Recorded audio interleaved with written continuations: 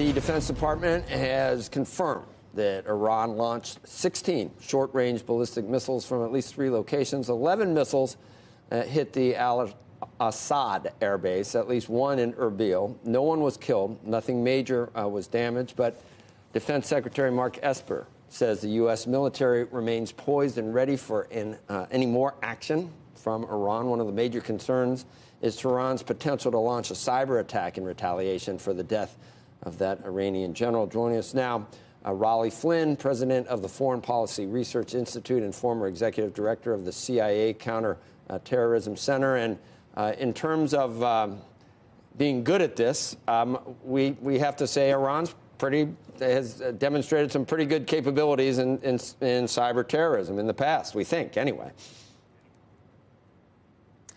That's absolutely right.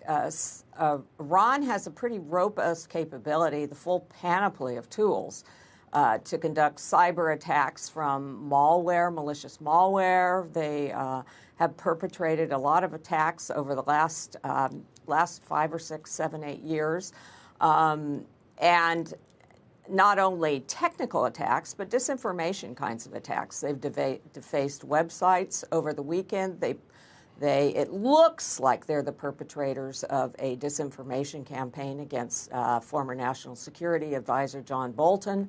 We ourselves at FPRI, the Foreign Policy Research Institute, were the target of what we think is a probable Iranian disinformation campaign to spread false information about U.S. intentions in Iraq and the Middle East. Wow. So it could be a U.S. person. It could be an individual. It could be an entity. They can do all these things. What's the most likely target, would you think, Rollie? What, a transportation system, financial, federal government? Well, they're not stupid. They understand. They have very good capabilities. They're not on the level of Russia or China. But they perfectly understand that the United States is very powerful and is not going to tolerate a catastrophic attack. In our country, the government, the intelligence community and the military have very good cyber defenses, as do certain industries, such as financial services, which by law are required to have very good cyber programs against cybersecurity types of attacks. I think more likely are hit-and-run sorts of attacks as what occurred against ourselves.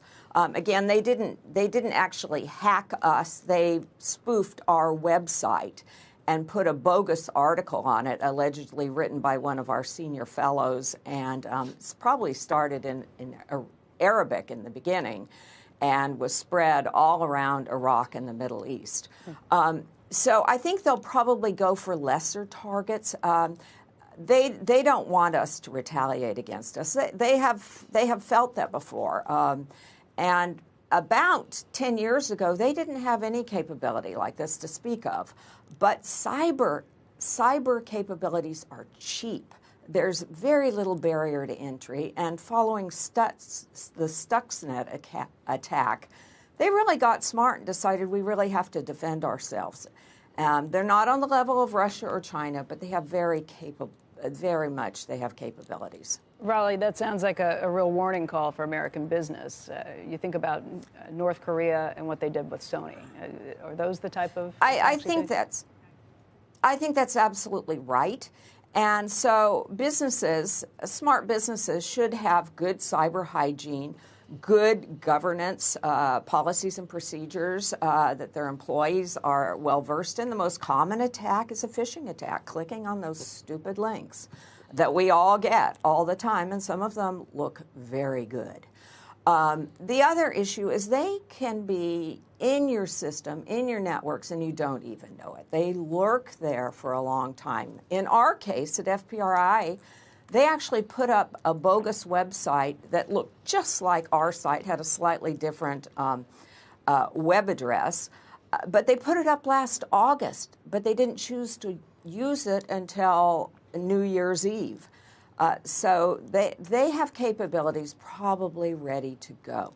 And the other thing I might add, We're not certain of attribution. Attribution is devilishly difficult to ascertain. It's possible Russia could also be behind some of these attacks because they're also super capable at this. They've been doing it for decades and decades.